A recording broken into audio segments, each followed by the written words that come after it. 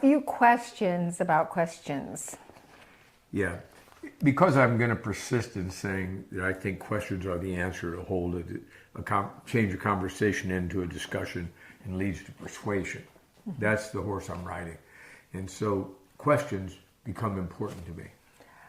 They don't give a person a chance to cancel you so quickly. It's so interesting. That sounds so simple, questions about, questions are the answer. But boy, I find that one difficult. You're not used to it. I know. I'm just listening to someone say something. I just really want to just respond and not think, what would be an interesting way to bridge that, what you just said, with a question to clarify or to keep us in the game instead of just reacting. I struggle with the asking questions. I make it seem like it's my natural way to do it because I understand why I'm doing it. Sort of, it's my nature. I'm not saying it's easy to pick it up and change your habits when you're used to being the Lois who says, the guy says it's like this, and you go, wait a minute. Yeah, I get it. No.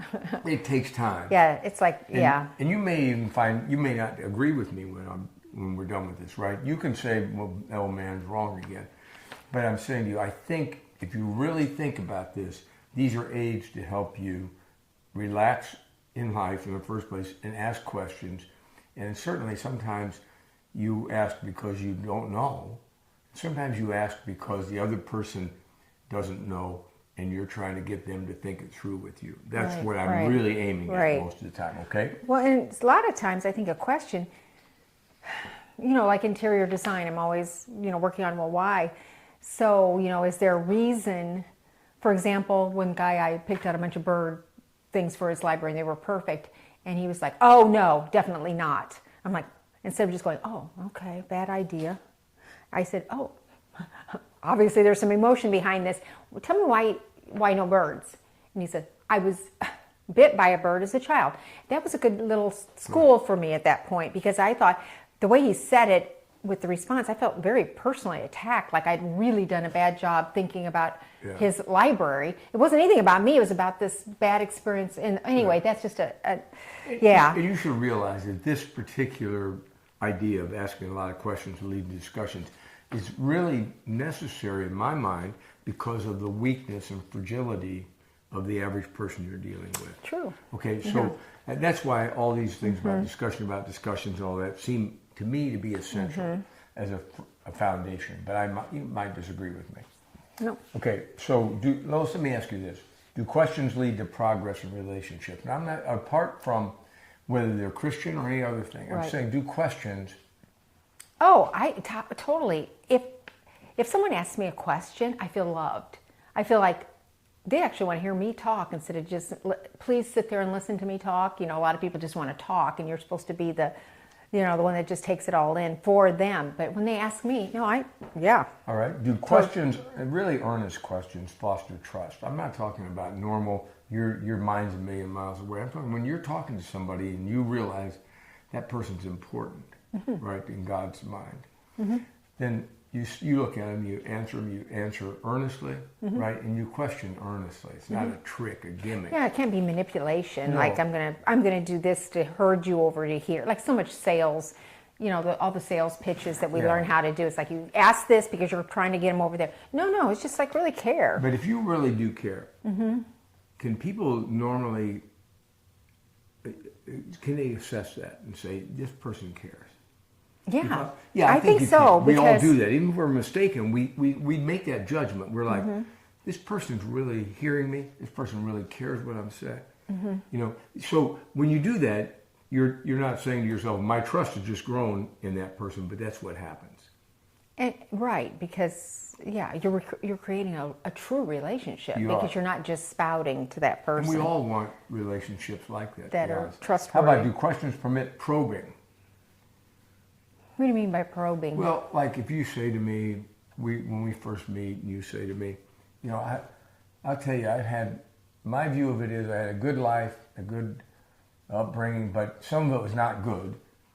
And I say to you, well, like, what do you mean? Give me examples, right? See, I'm probing. So you say to me, well, my dad was legalistic. And I say to you, like, what do you mean, like legalistic in what way? See, so you say, well, here's what happened. I wasn't able to wear shorts, right? If I had to swim, it had to be culottes. So I say to you, oh, like, did you guys ever, so any mixed company was like that. What other things would follow like that? See, I'm going to say, did that, it seems like that might have made you mad at your dad. Is that right? Did you, so you loved him and you saw the benefit. Was there any benefit to those rules? See, now I'm going to start down a different lane with you. Right, and you're trying to understand me and what all the angst is. And what scars you have. What scars, right? Because I look at people and I say two things, Norma. What are the scars that I know that person, you can't see them, they're all physical. Right. But like lots of times, girls will have that father scar for one reason or another. Or a mother scar. Or you can have that. But also, when you think about the person, you want to say to yourself, this is a fallen person. What is their primary sin, do you think? And I told you, it's good. And you can't always be right. But you need to be, see, if you're thinking like that, even if you know you're not going to be right, you're saying to yourself, I think I recognize that this might be a prideful issue. Or this, but I might be wrong. Maybe it's anger. Maybe it's all bitterness. All you're doing, though, is you're engaging yourself to stay in the conversation and to focus on that person. And to be compassionate. And just see if you can see where some of these things have gone astray. Because if that's a fallen person you're talking to, you know one thing, they've got all kinds of diseases they don't even know they have. Right. Right? They think they're the most, elegant speaker and the best looker, and they think they're the most daring this and they're all that. And the whole time, their thoughts and intents are heart are continually evil. You know that they're self-deceived. You know all of that. It's the doctor who is sitting there and the patient just comes in. The doctor's normally, when you start rattling off all that's wrong with you, the doctor goes, He's still, have you ever watched him? Yeah. They're filling out the form. Yeah, he's right? just listening. So he's not engaged lots of times. He's like, well, that's nice. And and right in the middle of it, you say, and the Reds lost to the Cubs. He's like, oh, that's good. You don't realize he hasn't heard a word you said because he's too busy thinking about what he's already decided. Right. That's not the kind of discussion I'm looking for. I'm saying, listen to that person. When they tell you they've got this illness, see if it's true. Maybe it's not. But you want to have that kind of a heart towards it. Do questions promote the understanding of another? Do questions promote the understanding of another? Yeah. Of another. Well, yeah. Of course. Yeah. So, do earnest, honest questions display humility and teachability? It better. Otherwise, it's very like you're feeling like you're being, like just quizzed or like, you're on trial. One of the things about getting old is that you realize how little you know. That's true. And this idea that you know a lot is laughable to you, because you realize I may seem like I've talked on all these subjects, but all I've really found out is how little I know. It's true. So humility plus the fact that you know that God understands my fingertip in a way that I can never understand it. No matter how, I might be the most famous guy ever in history for understanding fingertips. And you know what? It'll be like God, it'll be like the kid's a 2-year-old. Right? There's no, so you're humbled knowing that you're on a mission from God, and that you're ill-equipped for it, but that He's with you when you're indwelt by the Holy Spirit. But all of that makes you also teachable, because I say to you, when you meet a stranger, if you can really believe down in your heart before you get there, that you never will meet a man from whom you can't learn something. So true. That gives you some excitement and excitement, anticipation. So you're going to listen because you don't know much. So not surprising to find that guy can give you some insight you don't have. Okay?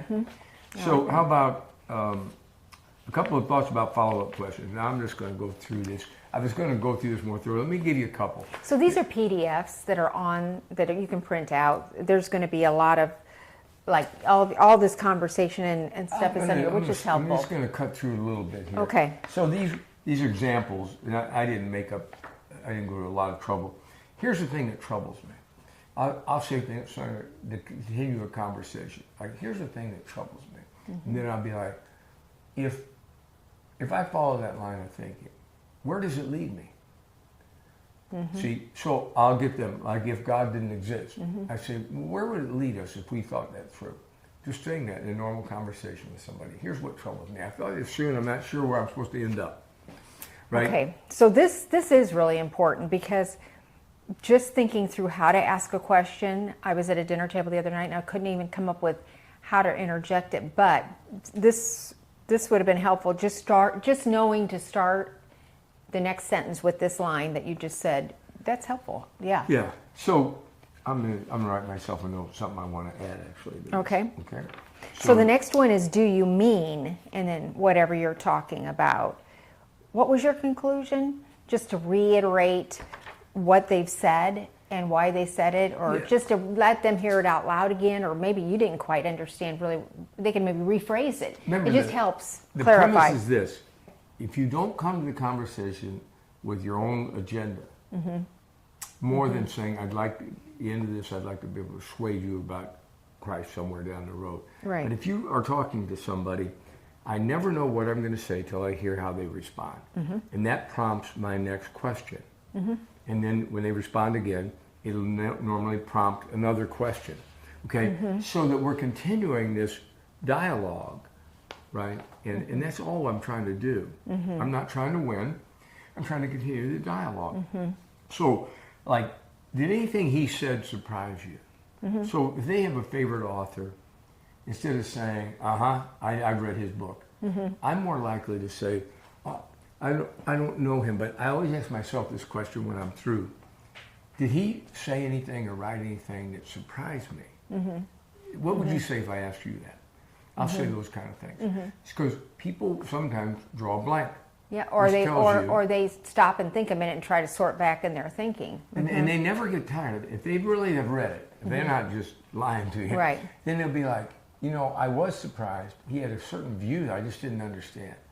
All of that is I'm happy to have that conversation, okay? Did anything about you, I mean, people talk about people every day. So sometimes even this, I'm just thinking this might be helpful. Well, my dad said blah, blah, blah, blah, blah, blah, blah. So what about that really surprised you? That would even help them identify what it was that angst them or why they're even discussing him today or whatever, anybody. Yeah, so how about this one? Like, what inspires you? Like, that doesn't mean you just rush out with it. I mean, once in a while that'll come up because, like, I do think about your passion. And that's why I said to you, one of the things I enjoy is I don't find anybody with a passion for some of the things you have a passion for, a single lily or something. So I don't say, well, I'm not like her. What I say is, do I like passion in anybody?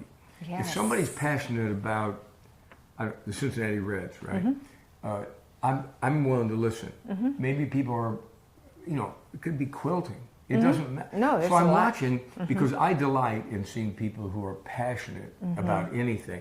And it makes me want to ask them, why would it be that you would be so moved by it, by quilting, when it seems like to me that looks tedious and do you get a big applause at the quilt convention? I don't know. No, you're creating something that's going to be a beautiful piece later that you can enjoy. Okay, there's reason. Like, isn't it funny because then sometimes you say to them, well, here's what I think I get excited about. Because they'll ask you. If they start asking you questions like that, it's a very good sign that you're going to build a good relationship with them. So sometimes there's one down here, what is your confidence level in what you just said? Sometimes people say things, and I do the same, and you have a confidence level of 7. Sometimes it's 10, right? Sometimes it's 4. Yeah. So I don't mind if somebody said that to me. Like, Bill, I'm like, that's a 4. Maybe you heard it in my voice, did you? So point is, that's normal life to me. And none of this is meant, these aren't meant to memorize. These are meant to show you there's almost anything, as long as you're interested in this, you can hardly ask a question that's incorrect as long as you're not doing it with the wrong attitude, okay? So I want you to think about something I'm thinking about. I call them questions. That's what I'm going to add on. They're all not questions. Some of them are just things that continue the conversation. Yeah, and that's the trick. You'll sit down at a meal, which I did the other night with a group of people, and there were some interesting people in the mix, but you weren't there, and the conversation went nowhere. And I'm sitting there thinking, I need to interject something to get this off the weather and the lastification. Not that those are bad topics. It's just nobody really that was sitting there, I know, wasn't thrilled with that setting. They were, anyway. So just even asking something about, okay, everybody, I want to know tonight what inspires you, or, you know. I was thinking about what inspires me, and I thought I'm better off asking you, right? Like, or what, you know, like, what is the one thing in this world that discourages you more than anything? It could be anything. Well, if you really mean it. What frightens you the most? Yeah, it's not a gimmick. Yeah. If they can't come up with an answer, you're like, well, then tell me the moment. Like, let's say. Were you ever really frightened? When was the time when you were the most devastated by something that happened to you? Like maybe it was a spelling bee when you moved to Ohio. You know what I mean? One of those kind of Artie. Stop it. You're picking on Artie. I never tired like of that Artie. story. Don't be picking I on love my that guy. Story. And Artie tells it freely, so I don't have to. I'm not stop hurting it. his feelings. You are too. So I'm saying, look at the very bottom though. You relax. I want you, once you relax, see if you only learn to mimic or parrot what I'm saying, what will happen is you'll sound like it. I'm saying, don't be Bill Moore. This is Bill Moore. I'm saying to you, once you're yourself, your personality is different than mine. It should flow, right? Like when you were explaining something in the last video, you already said, well, she's really good at getting good at summarizing these things. And I'm saying, but see, your personality was in that answer. It wouldn't be exactly my answer. Right. Right? But that's fine, because that's the way God made you. You're going to have a different thing. And when I listen to it, I think, okay, I've just learned that not everybody sees it as black and white as I might see it, and as rigidly. Well, all that's crossing my mind just because you spoke and I could hear you. Yeah, I like what you said here, but the most important thing to remember is that the person you're speaking with has an immortal soul, and I love that. I love the contrast of what the atheists believe and what we believe. You know, they believe there's nothing in there. There's no you. There's nothing going on. It's DNA only. We believe there is actually somebody inside of you, an immortal soul, regardless how disfigured it is at the moment. That's why you want to remember when you see a person. Don't judge them by their... You know certain things about them because the Bible's taught you that. And you know how disfigured that poor creature is and how diseased it is when it's a non-born again person. And the joy of being able to show them the futility of their thinking, because we are there sometimes ourselves. And it takes kid gloves. Like I said, you don't throw a wet towel in a man's face and you want to get his friendship. You know, and that's what we do with truth sometimes.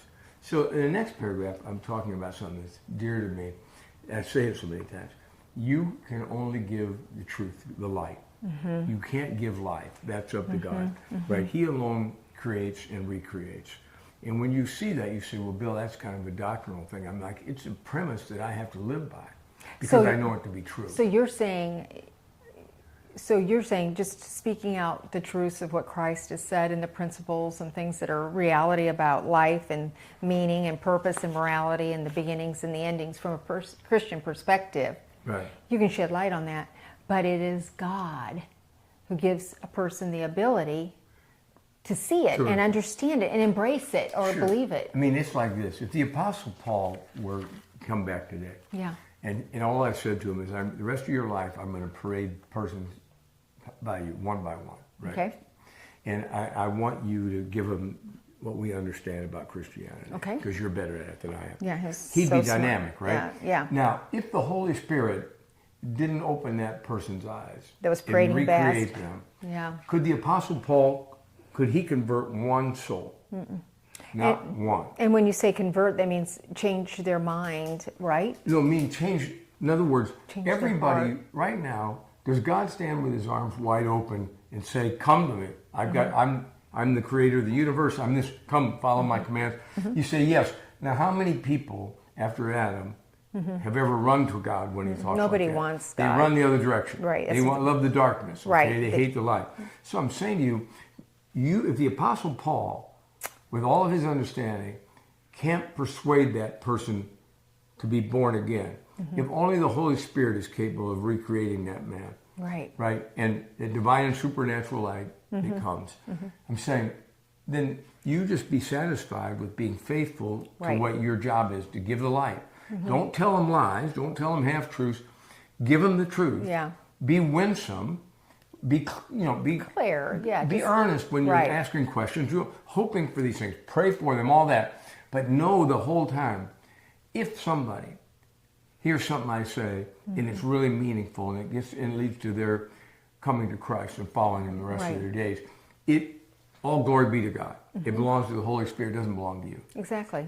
All that happens to you is that you say, I've been a faithful servant today, when most days we're very unfaithful servants. Which is required. Okay? Which is required. It doesn't get you any merit in our book. Okay, so what about a reflection on our abilities and limitations always healthy? People think, the guy's he's always beating up. I'm like, you need to know your limitations. And not only in this kind of a thing, but even in a normal discussion, look at the errors I make. And I'm saying to you, don't be more than a little discouraged. You should be a little discouraged when you keep repeating errors. But you don't want to be so discouraged that you say, I can't do this. We're geared up to think that common people, talking to common people, make mistakes and are yet successful because the Holy Spirit's with them. That's our premise, okay? How about this one? You get this one. It's time for me to remind you. Okay, so this paragraph says, it's time for me to remind you that you must be humble. You've not a single talent, personality trait, or ability that God, the great potter, hasn't given you. You are merely the clay. We must strive to be both wise and winsome. To that end, allow me to help you take a closer look at ourselves. Right. I mean, it's the 1 Corinthians 4:7 kind of idea. What do you have that wasn't given you? Right. And I know they were talking about teaching, and that, but this is applicable to any part of Christianity. Right. You don't have a single thing. Nobody said you were going to be 5'4", right, except for God. All of those things, and people will be like, well, it's in her. I'm like, look, you have to understand, God governs this universe the way He wants to, right? His absolute rule.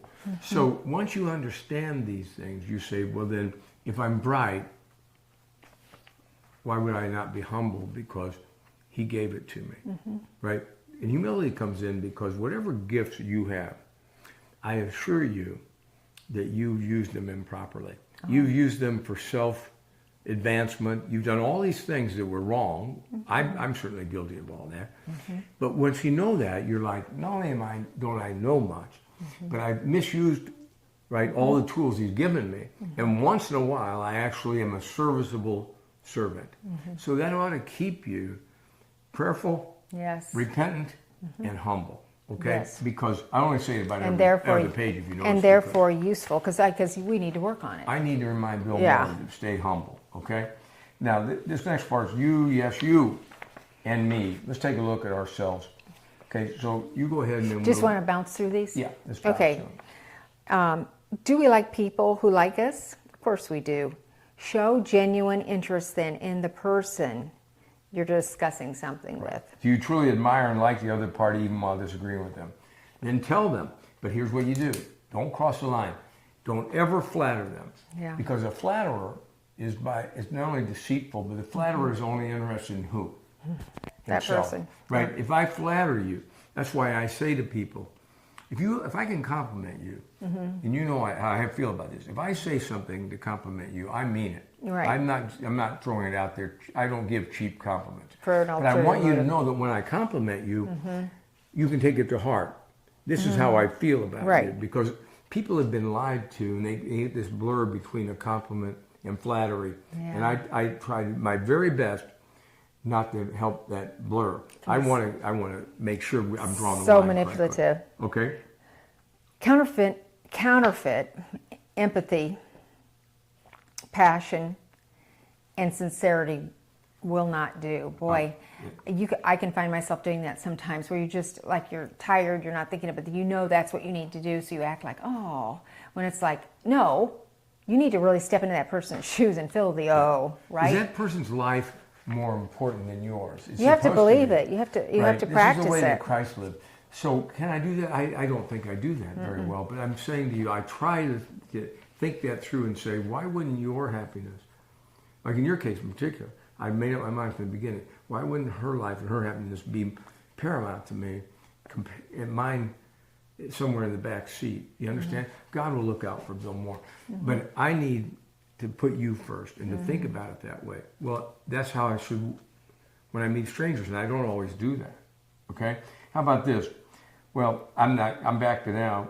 Humility drives an accurate assessment of oneself. I only say it because people sometimes, if they listen, you know how they'll say to me, like, you're a smart guy, you know about real estate or whatever else you might know about. Yeah. I'm like, I tell you who I am.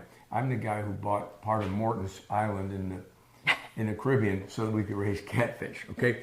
So I traded a lot of oil wells for that one.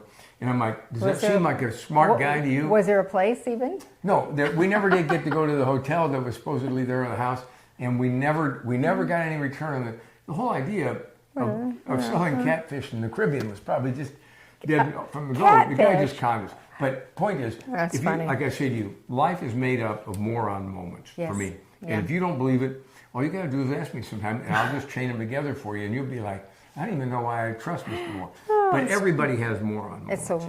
We just try to bury them. I tend to be more adventurous, so I get more Yours moron. are like really serious moron moments. And so, but I'm saying, if I couldn't be humble, what would God have to do to get my attention, do you think? So this one is, this is interesting. Emotion is proof that we are human. Therefore, if not fake, it's a place in the discussion. It often shows in my voice when discussing my failures and stupidities. Facts should be the basis of communication, and logic simply puts facts to use. But emotion may and normally does and reinforces and strengthens a statement. And I think, yes, used properly. Again, because I have to think about it, because my thought is always that you can have facts, like high school students have facts. Right. So I say to them, that's good, but has a fact translated into knowledge for you about something, right? You can give me all the components in a radio, but if I say to you, do you know like how the radio operates, like what pushes, if you do this, what's the effect on that? Well, if they haven't gone to that point, then facts are pedestrian compared to that, right? So, and then of course, knowledge isn't really the goal for any man. Right. So what's the goal behind knowledge? Why would you want knowledge? It leads to what? Just change and wisdom. Right. Oh, yeah, wisdom. See, wisdom's the goal. This is a scriptural goal, right? Seek wisdom, right? That's what he's saying in Proverbs. Seek wisdom with all your might, right? Why? It gives you this, it gives you that. But to get the wisdom, the trail usually is, I know a fact, I know 5 facts. Those 5 facts end up being, I have knowledge about something. It can be about sanctification or a radio. And then you're like, well, okay. Then what's that? I want wisdom. Like what? What's wisdom? Well, not only that, but where does the radio fit in history? Is it present use like this? Will it change in the future? Will it be gone in the future? All of those things matter, but much more to the conversation about sanctification. You have to know it. Now you've got that. Now you got knowledge. Now you have to apply it, right? That wisdom tells you, not only do I understand all this, but I know how to apply it to my life and everybody else's life, because this is what God was aiming at, was the application, right? In the wisdom. Wisdom has hands and feet. Okay. Okay, that's the idea. That makes sense. Okay? Now do we truly believe what we say we believe? I tell you, all the time I hear people talk about Christian matters, really heavy matters. Right. And when a guy says it, the first instinct you have is, I don't think he cares about it or even believes it. He says it because somebody told him in seminary maybe, right, that he's supposed to believe this. But he's never made it his own idea. Remember what I told you? Ideas either have you or you have the idea. So if you're going to give me Nietzsche, then you need to believe that, or I won't have any respect for that. It'll mean that Nietzsche has you. His idea owns you and you're just going to parrot it. I don't have any respect for that. If it's yours, I might not agree with you, but at least I know it's you I'm listening to, and not Friedrich Nietzsche. He's been dead, for a good while now. Okay, just so you understand that. So, how about? Does our body language argue against what our tongues are saying? You ever done that? Oh, I'm sure every day. Yeah. No. Yeah, you have to. I mean, you got it personally yesterday, right? I love you, but the body language and the lips weren't in sync. I'm gonna kill you. Not from me, but you understand. No, These it's from things are somebody personal. else. Everybody knows this one. Okay. How about, do we like people who care about us? So I'm saying, of course we do. Then care about that person. They have an eternal soul. Why wouldn't you care? You're made in the image of God. Yeah. And the reason you don't care, actually, is always because your eyes are on you, which runs right alongside what I'm saying. Take your eyes off of you. You're not the important person in this interaction. They are. You know, it's so odd, this next one, we have to say, do you like rude people? Then don't be rude. But our society is very rude right now. I noticed that. I mean, there's such a cancel-ish situation out there that it's like rudeness is actually okay. And I don't even want, I mean, I don't want to see it in my life because it's modeled out there so much now. How about this? It wasn't that long ago we heard something along this line. Like, well, I've been studying my Bible and I got this understanding and this truth. And really the Holy Spirit helped me get it. So I went over to that guy's house, right? I was going to just tell him. And I'm like, he's like, for some reason it went poorly. I'm like, he didn't even want, when I texted him and told him what I wanted, he didn't even want me over to his house. I'm like, and you're surprised at that, huh? I mean, see, when you're thinking about, I know this and I've got this and it's all about me and I'm about to come over and straighten you out. And then the guy's wise enough, right? He smelled it right off on the text. Like, I don't need this guy over at my house today, telling me how smart he is and how stupid I am. I just think we need to look up what rude means. At least I need to remind myself of that sometimes and really catch myself in the act on that one. Yeah, the next one I'm going to skip down to where it says you do this. Do you despise someone who is a cold advocate? See, we talk about Christianity, and I'm telling you, as much as I'm impassioned by it, the truth is, I think the majority of the time, that passion's missing when I'm talking about something so marvelous as, let's say, regeneration, being born again, right? Yeah. The recreation. I know a lot about it, and what it's done is sort of makes me focus on what I know about it. And I'll wonder at it a little bit. I need to be in more than a little wonder. Right. That a single soul would ever find mercy from God, being the condition that we are as fallen human beings. But if when I do remember it, there's a certain power with it that people really know, this guy really, this is a marvel to him. Yeah. It's why I said to you, I try to see it as a diamond where I can look at every facet because I ought to really have a hard time catching my breath when I'm talking about something as beautiful as recreation. Okay, but I just don't. There is such a danger. Don't be a cold advocate. Well, and it's just the repetition of it where I find it in my life is when I am talking about something like this, and actually I got up in the morning and hustled out the door to do my job and working, and my mind's actually designing a fabric, and I nod to the Lord and then I start talking about him. It's like there's something missing as far as that fresh relationship and, like you say, the reminder. So it's just it's a battle to stay fresh. Do you enjoy contentious folks? I married you. No, I'm just kidding. Sister, that's not. That is. No, you've been accused of that. Now what I'm going to straighten it out. Oh, I do. You do. You get accused. But what they mean by that usually is that you have because I'll be like, well, let me think about this. I don't think I agree with you. So all of a sudden, a simple disagreement, passionless. Yeah, becomes they say he's contentious. Right. So when you get that report, you're like, I guess the only way I wouldn't be contentious is if you kept your mouth shut. I was mum. Well, if you just talked about the weather. Yeah, then you don't have to run against that. How about this? Do you enjoy condescending people? No. Ugh. Okay, don't be one then.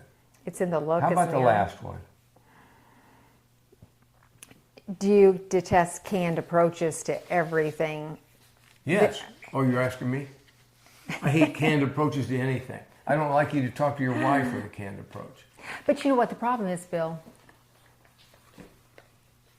In school, and even with this whole situation of talking to people about who Christ is, I've had a lot of training in this is how you do this. Dale Carnegie, he'll teach you this is what you do.